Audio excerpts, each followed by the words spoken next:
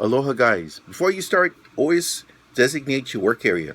This 4x4 card table is my working area, and I'm using the post on this side for my base.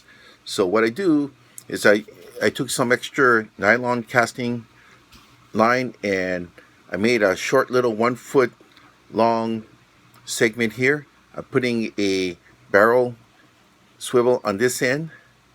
I did a loop knot. So what I'm going to do, can't see this part, but what I'm going to do is I'm going to put this around the base of the table. Okay. Right now it's going around the base leg of the table. Okay. Let's see now. There. So I'm going to have this part here. Now what I'm going to do is I'm going to run the lines through here, so when I run it this way I can actually put some force on it. That's the whole reasoning for this. Okay, now I'm gonna show you how to do my dual tandem. It's a basic snail knot operation. Okay, I'm using for simple dunking, or what you guys call casting in the mainland. We call it dunking here in Hawaii. I'm using Mills end. This is 50-pound test mono. Works for almost everything I've ever caught. Just need a little bit longer segment to work with if you're going to do with snail knots. So I'm going about maybe around roughly 2 feet. Now you got your choice here. You can use wire clippers, nail clipper. I prefer scissors. I'll show you why a little bit later. Okay, now this I'm going to put onto my dunking rig or casting rig. So what I'm going to have my lead line. This would be the leader line coming off of it. So what I'm going to do is I'm going to first make a loop knot. Okay, loop knot is I'm going to twirl this to one time, like so. Now the second time.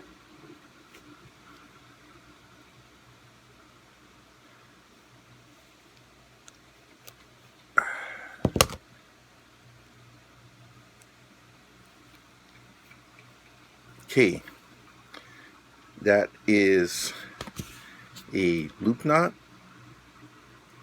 Trim off the excess. Now we got our starting off our working basis. We put that through the swivel here. See, look. Now I got a good strong basis to pull on it.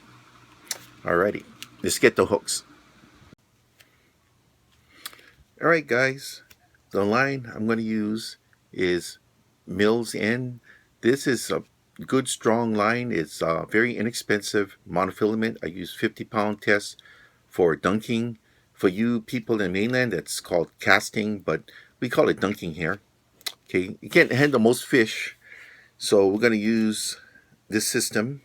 It's pretty much standard for young trevallies to bonefish, to almost anything.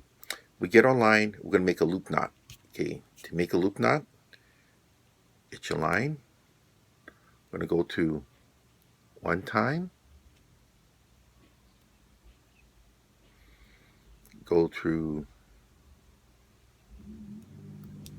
go through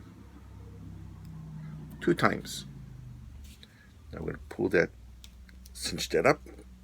There we go. That looks pretty good. Cut off some of the excess there. Use some clippers, cut the excess off. Okay. Now that little work cord with the swivel on it, the ball bearing swivel, see it's right here. I can attach that to any area and I can pull on it, and this is really great. Now with the Mills end, the tops, when you're done, keep these. These are great to put over your spinning reels to kind of keep the line on. I always save these. I have a lot of people that are friends of mine. They know I use that. They ask me, hey, you got any more of the Mills end caps? Save these. These are good to keep. All right. Alrighty. The hooks we're going to use are BKNs. All right. These are BKN's number 18. And what's good about the number 18s, these are from Japan. To me, Japan makes the best hooks there are. These are black carbon hooks. These are circle bait hooks. And look at that. Factory offset. Look at you looking right down on it. See how it's curved to one side? Factory offset means that it will hook up easier and it will curve in and lock in better. Now, if you get a regular hook and try to offset it yourself, the smaller diameter hooks, you're not going to get much of a problem. But the larger, thicker ones like this, you will get metal fatigue once you start to twist that metal.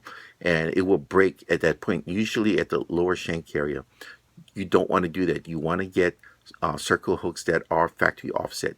BKNs are good hooks. I like the BKNs. Okay, so what we're going to do is we start on the inside of the hook. Inside means from the tip to, see the tip here, to the eye. That's the inside. We always start there. On all my knots and everything, I start there. So we put this through. Okay. That's how it's going to look.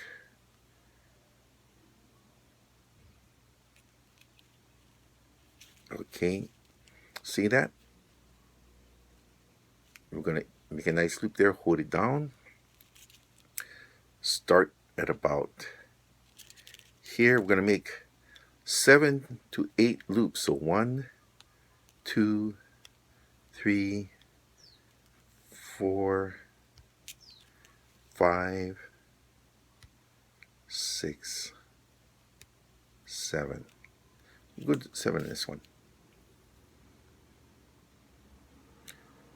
We're gonna, you notice that I started from the middle going back on this one, okay?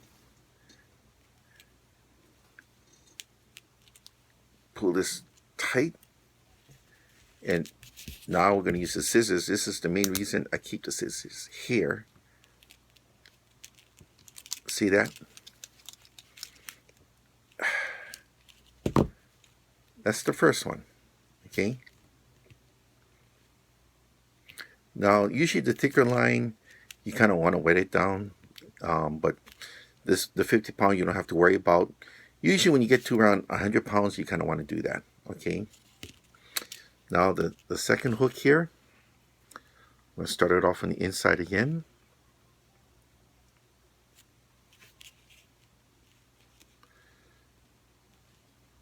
All right.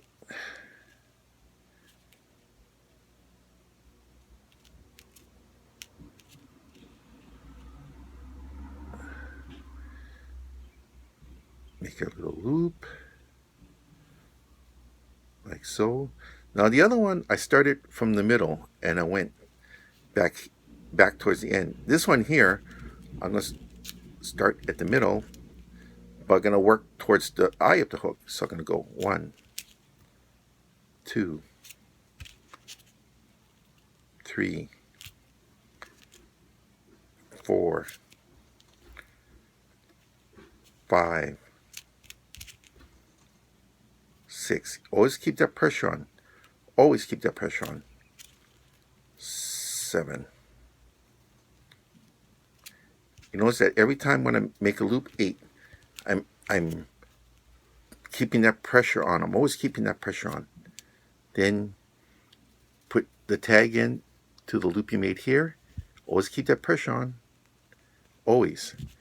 And put the handy scissors through and pull. You can't see that, but see, I'm pulling like this with the handle of the scissors. And there you have it. We have a perfect snell. Now, don't ask me why. I varied it just a hair. What I normally do is on the first knot, I like to start from the middle and I work the way to the bend of the hook. The second one, I'll start in the middle and work towards the eye of the hook. That's the way I've always done it. Never had it break or slip. Now on the last hook, I'm only going to do 2 in this. Now you can go as many hooks as you want, but it depends on the country you're in. I live in Hawaii. In Hawaii, it's against the law to have more than 2 hooks on one line. So that's all I can do here.